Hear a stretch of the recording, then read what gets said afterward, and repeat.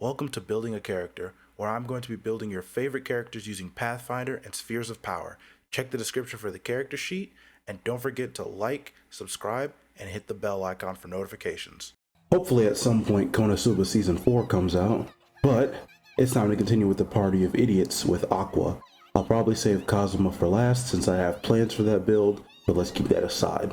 Aqua's stats are an absolute mess, her class is kind of obvious, and she'll only be there so the bard has something else to flirt with that isn't the enemies. Good luck to anyone actually trying to build her, you'll need it, because you basically lose half your levels. What are the goals of this build? Goal number 1 is the Access Cult. Because your charisma will be so high, you could basically make a cult for yourself. That'll be up to you. Number 2 will be useless. You lose half your levels thanks to the class that I picked, but that's beside the point. And number 3 will be a priest. The class is something of a priest. On to race. Aqua was a goddess, so it's really easy to pick her race. She's going to be the base Aasimar.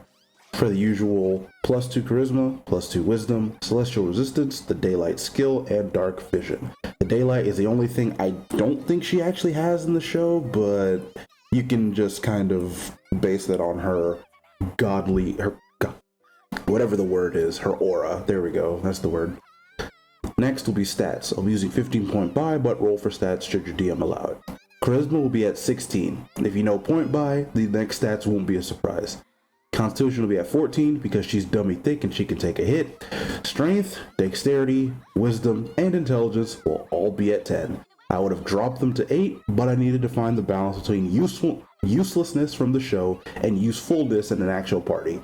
If you're making her, ramp up the charisma as high as possible and drop everything else except for Constitution, obviously.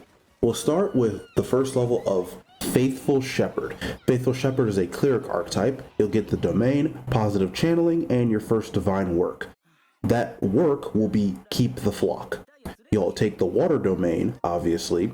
Positive channeling is just channel energy, but positive energy, obviously. And, that divine work is not called Keep the Flock, it is called Show Mercy. Your channel energy is now a D8 instead of a D6. Feat of this level will be improved initiative, because going first is nice. Second level Faithful Shepherds, clerics, Faithful Shepherds, same thing. Don't get anything. There will be a lot of levels like this. Third level Shepherds gain a buff to channel energy. Should be 2d8 now. You also gain another divine work. It will be Holy Presence. You may choose a consecration talent from the Fate Sphere. It'll work like that. Feat at that level will be combat casting. Fourth level Shepherds don't get anything except for a stat increase of +1 charisma. Fifth level Shepherds gain a buff to channel energy. You also gain another divine work. It'll be Keep the Faith.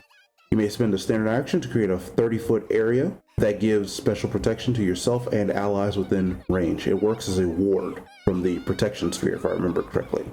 Feat of this level will be melee channeling, melee casting. 6th level Faithful Shepherds don't get anything. 7th level Faithful Shepherds gain a buff to channel energy. You also get another divine work. It will be I can't pronounce this word, I'm an idiot. As a standard action, you may spend a use of your channel energy to grant yourself a benefit of any magic talent or channeling feat you do not already possess. The feat of this level will be Channel Life. 8th level Faithful Shepherds don't get anything except for a stat increase of +1 charisma. 9th level Faithful Shepherds gain another buff to channel energy. You also gain another divine work. It will be Minister of the Faithful. Any ally within a 30-foot radius of you or inside one of your wards may, as a standard action, use one of your life or protection sphere abilities on themselves. Feat at this level will be First Response. 10th level Faithful Shepherds get, you guessed it, nothing. 11th level Faithful Shepherds gain a buff to channel energy. You also gain another divine work. It will be Tireless Devotion. You may use a protection or life sphere even while dazed, nauseated, or stunned, which is very powerful. Probably get this first if you can. I don't think it's available at level 1, but if it is, grab it. Whenever you are under any of these, you may still take a standard action to use the sphere ability. Feat of this level will be Benevolence. 12th level Shepherds don't get anything except for that stat bonus of +1 Constitution. 13th level Faithful Shepherds gain a buff to channel energy. You also gain another divine work. It will be Aid the Faithful. Whenever you use the ability that heals, an ability that heals. Allies within the area of one of your wards gain additional healing points equal to your casting ability modifier, which would be your charisma. Feat at this level will be Arcane Empowerment. 14th level Shepherds get a fat stack of nothing. 15th level Shepherds gain a buff to channel energy. Your divine work will be Condemn the Unholy. As a standard action, you may spend your channel energy to force an extraplanar creature within 30 feet back to its proper plane of existence.